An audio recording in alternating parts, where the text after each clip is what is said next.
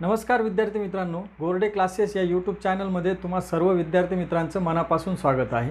मित्रांनो, आजपासून आपण गणित व बुद्धिमत्ता या दोनही विषयांचे व्हिडिओ आपल्या यूट्यूब चॅनलवरती टाकणार आहोत। आज आपला पहिला व्हिडिओ आहे ज्यामध्ये आपण अंकगणिताचे पहिल्या प्रकरण ज्याचं नाव आहे संख्या व संख्यांचे प्रकार याच्यापासून सुरुवात करतो आहोत। या संख्या व संख्यांच्या प्रकारामध्ये स्पर्धा परीक्षेच्या दृष्टिकोनातून जे काही संख्यांचे प्रकार महत्त्वाचे आहे ते आपण या व्हिडिओमध्ये पाहणार आहोत। त्यापैकी पहिला जो प्रकार आहे नैसर्गिक संख्या, त्यापासून आपण सुरुवात करूया। नैसर्गिक संख्या म्हणजे काय, कशाला म्हणायचं नैसर्गिक संख्या? तर मित्रांनो, ज्या संख्यांचा वापर आपण आपल्या व्यवहारामध्ये करतो त्या सर्व संख्यांना नैसर्गिक संख्या असं म्हणतात। मग आता एवढं तर कळालं की नैसर्गिक संख्या म्हणजे ज्या संख्यांचा वापर आपण व्यवहारात करतो त्यांना नैसर्गिक संख्या म्हणायचं। परंतु नेमकं कोणत्या संख्यांचा वापर आपण आपल्या व्यवहारामध्ये करतो तर लक्षात घ्या, 1 2 3 3 4 अशा अनंतापर्यंतच्या ज्या काही धनपूर्णांक संख्या आहेत त्या सर्व संख्यांचा समावेश नैसर्गिक संख्यांमध्ये केलेला आहे। आता एक लक्षात घ्या एक गोष्ट या ठिकाणी की नैसर्गिक संख्येची सुरुवात ही बघा 1 पासून होते। याचाच अर्थ सर्वात लहान नैसर्गिक संख्या ही कोणती असेल तर ती म्हणजे 1 असणार आहे, कारण सुरुवात ही नैसर्गिक संख्येची 1 पासून होते। परंतु नैसर्गिक संख्या या कशा आहेत, अनंत किंवा अमर्यादित असतात, त्यामुळे सर्वात मोठी नैसर्गिक संख्या आपल्याला सांगता येत नाही, हे या प्रश्नाचं उत्तर आहे। त्यासोबतच मित्रांनो आणखी एक गोष्ट तुम्हाला सांगावीशी वाटते की सर्वात लहान नैसर्गिक संख्या कोणती, या प्रश्नाचं उत्तर बरेच विद्यार्थी मित्र 0 असं देतात मित्रांनो। परंतु 0 ही सर्वात लहान नैसर्गिक संख्या नाही, कारण शून्याचा समावेश नैसर्गिक संख्यांमध्ये केलेला नाही। शून्याचा वापर आपण आपल्या व्यवहारामध्ये सुद्धा करत नाही आणि म्हणून तिचा समावेश नैसर्गिक संख्येमध्ये केलेला नाही। लक्षात घ्या मित्रांनो, आपण एखाद्या हॉटेलमध्ये गेल्यानंतर कधी आपलं बिल हे 0 रुपये होत नाही, किंवा एखाद्याला आपण 0 रुपये उसने देत नाही, किंवा एखाद्याकडून 0 रुपये उसने घेत सुद्धा नाही। म्हणजेच शून्याचा वापर आपण आपल्या व्यवहारात करत नाही आणि पर्यायाने म्हणजेच शून्याचा समावेश नैसर्गिक संख्येत देखील केलेला नाही आणि म्हणूनच 0 ही नैसर्गिक संख्या नाही। आणि शून्यासोबतच ऋण संख्या असतील म्हणजे -1 -2 -100 -1000 अशी कुठलीही मायनस संख्या असेल त्यांचा समावेश देखील नैसर्गिक संख्यांमध्ये केलेला नाही। म्हणून ही गोष्ट तुम्ही नेहमी लक्षात ठेवा की 0 व ऋण संख्या यांचा समावेश नैसर्गिक संख्यांमध्ये केलेला नाही। म्हणून सर्वात लहान नैसर्गिक संख्या ही 1च आहे, हे लक्षात ठेवा। त्यानंतर नैसर्गिक संख्येचं आणखी एक वैशिष्ट्य तुम्हाला सांगता येईल की नैसर्गिक संख्येचा वापर आपण व्यवहारामध्ये करतो त्यासोबतच आणखी कुठे करतो तर वस्तू, प्राणी, पदार्थ किंवा कुठलीही गोष्ट मोजण्यासाठी नैसर्गिक संख्यांचा वापर आपण करत असतो आणि मोजण्यासाठी वापर करतो, म्हणून नैसर्गिक संख्येला मोज संख्या असं देखील नाव दिलेलं आहे। कोणतं नाव दिलेलं आहे? मोज संख्या। म्हणून लक्षात ठेवा की पर्यायी नाव काय आहे? मोज संख्या। त्यानंतर आणखी एक नैसर्गिक संख्येचं वैशिष्ट्य आपल्याला सांगता येईल की ज्या काही क्रमवार नैसर्गिक संख्यांमध्ये नेहमी 1चा फरक असतो। लक्षात ठेवा ही नेहमी। उदाहरणार्थ काय तर 11 12 13 14 या क्रमवार नैसर्गिक संख्या आहेत मित्रांनो, आणि यांच्यामध्ये कोणत्याही 2 संख्यांमध्ये नेहमी 1चाच फरक आहे। बघा 11 आणि 12 यांच्यामध्ये 1चा फरक आहे, 12 13 मध्ये सुद्धा 1चा फरक आहे, 13 14 मध्ये सुद्धा 1चा फरक आहे, आणि म्हणून क्रमवार नैसर्गिक संख्यांमध्ये नेहमीच 1चा फरक असतो। ही गोष्ट तुम्हाला लक्षात ठेवायची आहे। त्यासोबतच आणखी एक वैशिष्ट्य म्हणण्यापेक्षा एक प्रश्न म्हणूया आपण त्याला, की जो परीक्षेत या अगोदर वारंवार विचारला गेलेला आहे, खूपदा रिपीट झालेला आहे, यानंतरसुद्धा तो रिपीट होण्याची शक्यता आहे, आणि म्हणून तुम्हाला मला ते सांगणं आवश्यक वाटतं ते की तो म्हणजे 1 ते 100 पर्यंतच्या सर्व नैसर्गिक संख्यांची बेरीज किती, असा तो प्रश्न तुम्हाला बऱ्याचदा विचारला गेलेला आहे। ते कशी बेरीज काढायची हे आपण संख्यांचे प्रकार क्रिया करताना शिकणार आहोत, परंतु या ठिकाणी फक्त 1 ते 100 पर्यंतच्या नैसर्गिक संख्यांची बेरीज ही 5050 एवढी आहे. हा आकडा लक्षात ठेवा. ओके, 1 ते 100 पर्यंतच्या सर्व नैसर्गिक संख्यांची बेरीज ही 5050 एवढी आहे. तर नैसर्गिक संख्येविषयीच्या एवढ्या गोष्टी तुम्ही लक्षात ठेवा. एवढ्या गोष्टी जरी लक्षात ठेवल्या तरी तुमचा प्रश्न चुकणार नाही. एवढ्या गोष्टी पुरेशा आहेत असं मला वाटतं. त्यानंतर आपण वळूया संख्येच्या दुसऱ्या प्रकाराकडे, ज्याचं नाव आहे समसंख्या. संख्येचा दुसरा प्रकार आहे मित्रांनो समसंख्या. आता समसंख्या कशाला म्हणायचं, तर ज्या संख्येच्या एकक स्थानी, बघा लक्षात द्या, एकक स्थानी, ज्या संख्येच्या एकक स्थानी 0, 2, 4, 6 किंवा 8 या 5 अंकांपैकी एखादा अंक आलेला असेल तर तिला आपल्याला समसंख्या म्हणायचं आहे किंवा आपण तिला समसंख्या असे म्हणतो. उदाहरणादाखल तुमच्यासमोर एक उदाहरण घेतो की 1234 ही संख्या सम आहे का विषम. तर याचं उत्तर आपल्याला सांगता येईल की ही संख्या सम आहे, कारण वरील 5 पैकी 4 हा जो काही अंक आहे तो या संख्येच्या एकक स्थानी आलेला आहे आणि म्हणून 1234 ही संख्या काय होणार आहे, समसंख्या होणार आहे. आणखी एखादं जर उदाहरण घेतलं तर लक्षात घ्या, 3, 5, 7 आणि 8 ही 3578 ही संख्या सम आहे असं आपण म्हणू शकतो, कारण वरील 5 पैकी 8 हा जो काही अंक आहे तो अंक या संख्येच्या एकक स्थानी आलेला आहे आणि म्हणून ही संख्या समसंख्या आहे. आता या संख्येमध्ये जर निरीक्षण केलं तर अगोदरचे 3ही अंक 3, 5 आणि 7 हे 3च्या 3ही अंक विषम आहेत, परंतु अगोदरचे कितीही अंक विषम असले तरी त्याने फरक पडत नाही मित्रांनो. एकक स्थानचा अंक कोणता, जर या 5 पैकी तो एक असेल तर त्याला आपल्याला त्या संख्येला समसंख्या असं म्हणता येईल. म्हणून लक्षात ठेवा की या 5 पैकी जर एखादा अंक असला की ती समसंख्या असली हे सांगायचं. त्यानंतर समसंख्येचं आपल्याला वैशिष्ट्य सांगता येईल की समसंख्यांमध्ये क्रमवार समसंख्यांमध्ये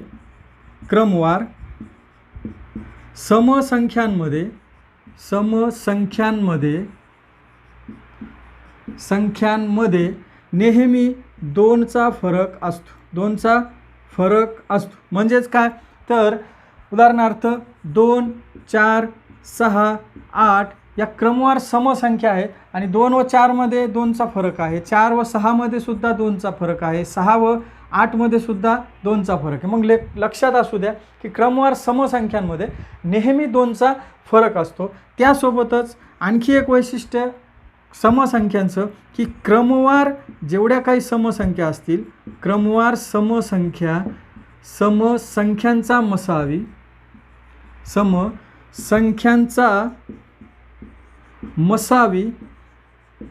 हा नेहमीच 2 असतो. क्रमवार समसंख्यांचा मसावी हा नेहमी 2 असतो. उदाहरणार्थ 10, 12, 14, 16 यांचा जर मसावी तुम्हाला काढायला सांगितला तर तो नेहमी किती येणार आहे मित्रांनो, 2, कारण या सगळ्या संख्या कशा आहेत, क्रमवार समसंख्या आहेत. आणखी जरी मोठ्या संख्या घेतल्या 52, 54, 56 यांचा मसावीसुद्धा किती येणार आहे, 2च येणार आहे. म्हणून लक्षात ठेवा की क्रमवार समसंख्यांचा मसावी हा नेहमी 2 असतो. समसंख्यांविषयीचं आणखी पुढचं एक वैशिष्ट्य म्हणजे समसंख्यांना नेहमी 2ने निशेष भाग जातो. समसंख्यांना 2ने निशेष भाग जातो. 2ने निशेष भाग जातो. आता निशेष भाग जातो म्हणजे काय, तर ज्यावेळी एखाद्या संख्येला 2ने भाग दिला, जर बाकी 0 उरली तर त्या संख्येला निशेष भाग जाणे असं म्हणतात. म्हणून प्रत्येक समसंख्येला 2ने निशेष भाग जातो, ही गोष्ट तुम्हाला लक्षात ठेवायची आहे.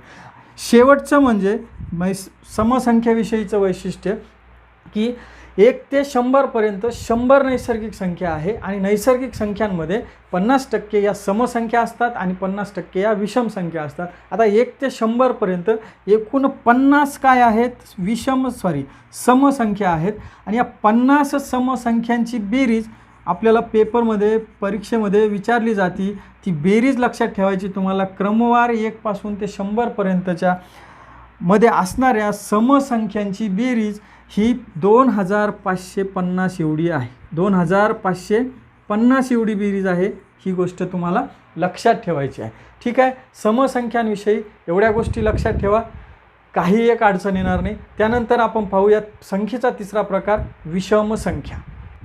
विषम संख्या. आता विषम संख्या कशाला म्हणायचं, तर ज्या संख्येच्या एकक स्थानी 1, 3, 5, 7 किंवा 9 या 5 अंकांपैकी जर एखादा अंक आलेला असेल तर त्या संख्येला आपल्याला विषम संख्या असं म्हणायचं आहे, किंवा आपण विषम संख्या म्हणू शकतो. उदाहरणार्थ 2, 4, 6, 7 ही संख्या आहे 2467. या संख्येच्या एकक स्थानी, एकक स्थान म्हणजे उजव्या बाजूची जी काही सर्वात शेवटचा अंक असतो त्या अंकाला एकक स्थानचा अंक असे म्हणतात.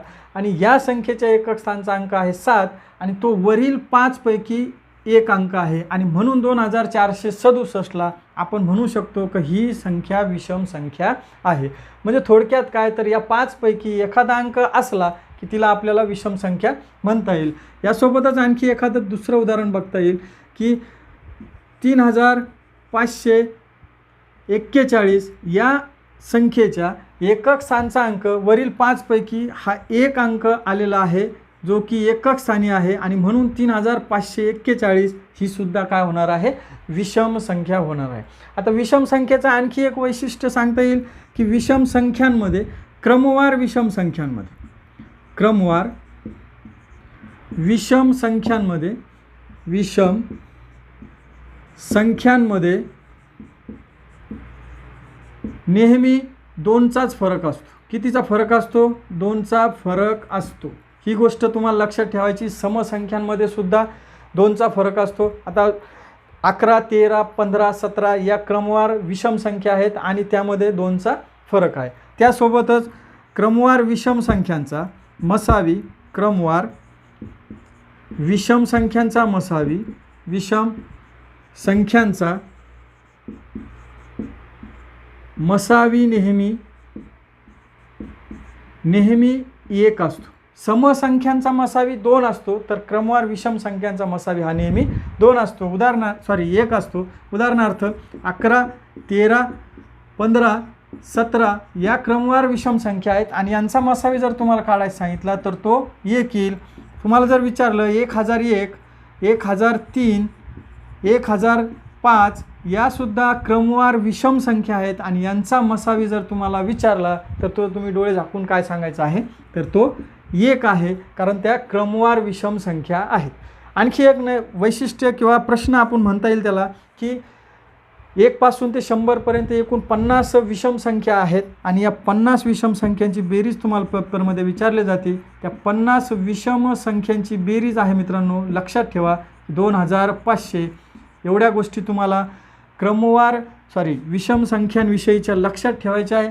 संख्येचा चौथा प्रकार आहे मित्रांनो पूर्ण संख्या. आता पूर्ण संख्या म्हणजे काय, तर लक्षात घ्या की सर्वच्या ज्या संख्येची किंमत पूर्ण असते त्यांना पूर्ण संख्या असं म्हणतात. सर्व नैसर्गिक संख्या या पूर्ण संख्या आहेत, परंतु नैसर्गिक संख्येसोबतच आणखी एक संख्या पूर्ण ज्याची किंमत पूर्ण आहे ती संख्या म्हणजे 0 आहे.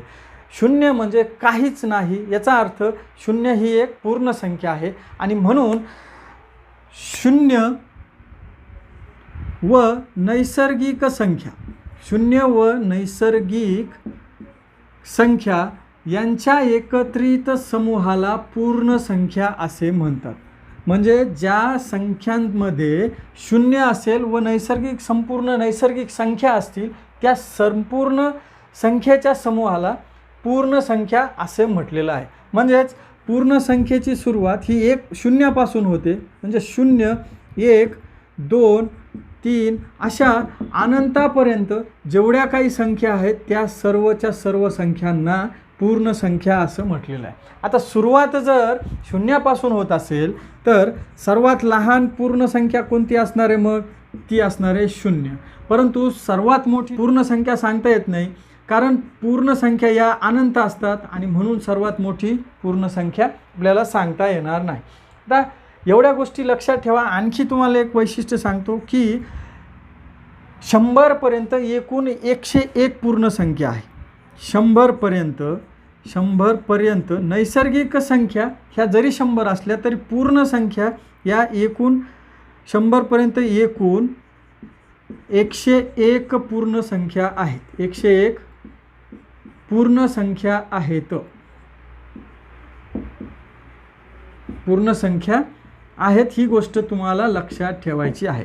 आता या 101 पर्यंत 100 पर्यंत ज्या काही 101 पूर्ण संख्या आहेत त्या पूर्ण संख्यांची बेरीज सुद्धा 5050 एवढीच आहे. किती आहे बेरीज? 5050. कारण शून्याला काहीच किंमत नाही म्हणून बेरीज नैसर्गिक संख्येच्याच एवढी येणार आहे 5050. एवढ्या गोष्टी पूर्ण संख्येविषयी लक्षात ठेवा, तुम्हाला कुठलीही अडचण येणार नाही. त्यानंतर संख्येचा पुढचा प्रकार आपण पाहूया, विरुद्ध संख्या. संख्येचा 5वा प्रकार आहे मित्रांनो विरुद्ध संख्या. आता विरुद्ध संख्या म्हणजे काय? विरुद्ध संख्या कशाला म्हणायचं? तर ज्या दोन संख्यांची बेरीज ही 0 येते त्या दोन संख्यांना एकमेकींच्या विरुद्ध संख्या असे म्हणतात. किंवा ज्या दोन संख्यांची किंमत समान असते परंतु स्वतःला दिलेलं चिन्ह परस्परांच्या विरुद्ध असेल तर त्या संख्यांना एकमेकींच्या विरुद्ध संख्या असे म्हणतात. आता उदाहरणार्थ जर आपण बघितलं की 5 ही संख्या आहे आणि या ठिकाणी -5 ही संख्या आहे. आता ही 5 आहे या ठिकाणी प्लसचं चिन्ह आहे परंतु ते लिहित नसतात गणितामध्ये. जर ती एखादी संख्या अधिक असेल तर तिच्या अगोदर प्लस लिहिण्याचा संकेत नाही म्हणून 5 अधिक 5 व -5. आता या 5ची आणि या 5ची किंमत समान आहे परंतु त्यांचं चिन्ह परस्परांच्या विरुद्ध आहे आणि म्हणून ही 5 संख्या या 5च्या विरुद्ध संख्या आहे असं आपण म्हणू शकतो. आता आपण जर विचार केला यांची जर आपण बेरीज केली 5 अधिक -5 यांची जर बेरीज केली तर आपल्याला बेरीज मिळणार आहे मित्रांनो 0. कारण 5 अधिक मायनस होईल आणि हे 5 जशाच तसे आणि यांची जर बेरीज जर मिळाली 5 वजा 5 बरोबर काय होणार आहे 0. म्हणून दोन संख्यांची बेरीज जर 0 येत असेल तर त्या संख्यांना सुद्धा आपण एकमेकींच्या विरुद्ध संख्या असे म्हणतो. आता उदाहरणार्थ आणखीन एक उदाहरण जर घ्यायचं तर 10च्या विरुद्ध संख्या कोणती असेल तर इथं +10 आहे, किंमत समानच आहे म्हणजे 10च असणार आहे, फक्त त्या संख्येचं चिन्ह परस्परांच्या विरुद्ध म्हणजे प्लसच्या विरुद्ध मायनस म्हणजे हिच्या विरुद्ध संख्या असणार आहे -10.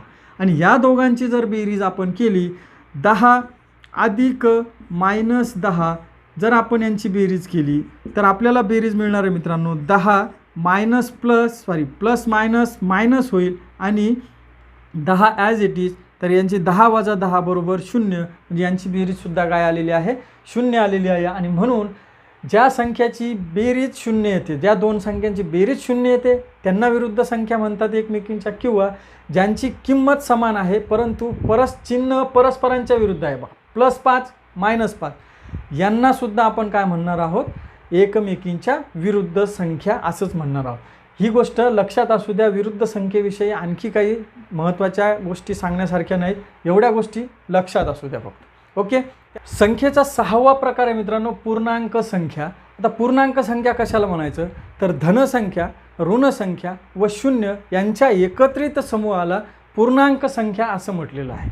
मग उदाहरणार्थ आपण जर समजून घेऊया 0 1 2 3 या धन पूर्णांक संख्या आणि -1 -2 -3 या ऋण पूर्णांक संख्या यांच्या एकत्रित सर्वच्या सर्व समूहाला पूर्णांक संख्या असं म्हटलेलं आहे. आता पूर्णांक संख्येचं वैशिष्ट्य आपल्याला एक एक करून पाहायचं आहे. पूर्णांक संख्या मध्ये 0 ही मध्यवर्ती संख्या असते. 0 मध्यवर्ती संख्या असते. मध्यवर्ती म्हणजे काय? मध्यवर्ती संख्या आहे किंवा असते.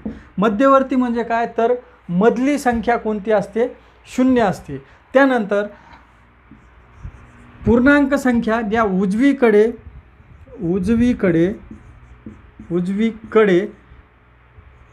वाढत जातात किंवा मोठ्या होत जातात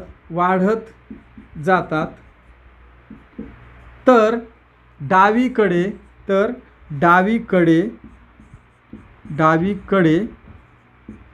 लहान होत जातात.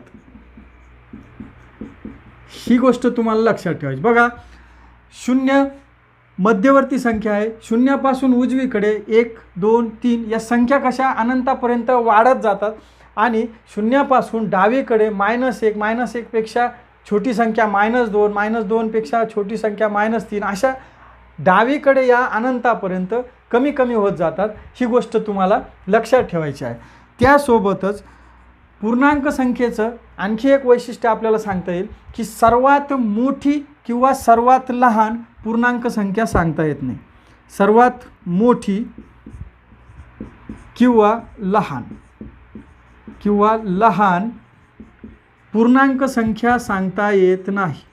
पूर्णांक संख्या सांगता येत नाही. काय कारण आहे त्याचं? येत नाही कारण पूर्णांक संख्या या दोन्ही बाजूला कशा आहेत? अनंत आहेत. डाव्या बाजूला पण अनंत आहेत आणि उजव्या बाजूला सुद्धा अनंत आहे. त्यामुळे सर्वात मोठी किंवा लहान पूर्णांक संख्या ही आपल्याला सांगता येत नाही. परंतु सर्वात मोठी ऋण पूर्णांक संख्या आपल्याला सांगता येते. ऋण पूर्णांक संख्या, सर्वात मोठी ऋण पूर्णांक संख्या कोणती आहे? पूर्णांक संख्या ही -1 आहे. -1 ही सर्वात मोठी ऋण पूर्णांक संख्या आहे. ही गोष्ट लक्षात ठेवा. त्यासोबतच मित्रांनो, सर्वात लहान धनपूर्णांक संख्यासुद्धा आपल्याला सांगता येते. सर्वात लहान धनपूर्णांक संख्या कोणती आहे? तर +1 आहे. सर्वात लहान धनपूर्णांक संख्या ही कोणती असेल? तर ती आहे +1. ओके, सर्वात लहान धनपूर्णांक माहिती आहे +1. सर्वात मोठी ऋणपूर्णांक -1. सर्वात लहान ऋणपूर्णांक सांगता येत नाही. सर्वात मोठी धनपूर्णांक आपल्याला सांगता येत नाही. हे झालं. परंतु शून्याविषयी आपल्याला एक गोष्ट आणखी एक समजून घ्यायची आहे की शून्य ना ही धनपूर्णांक आहे ना ऋणपूर्णांक आहे. म्हणजे शून्याला थोडक्यात असं म्हणता येईल की शून्य ही संख्या चिन्हविरहित आहे. म्हणजेच शून्याला ना प्लस चिन्ह आहे ना मायनस. प्लसही नाही आणि मायनसही नाही.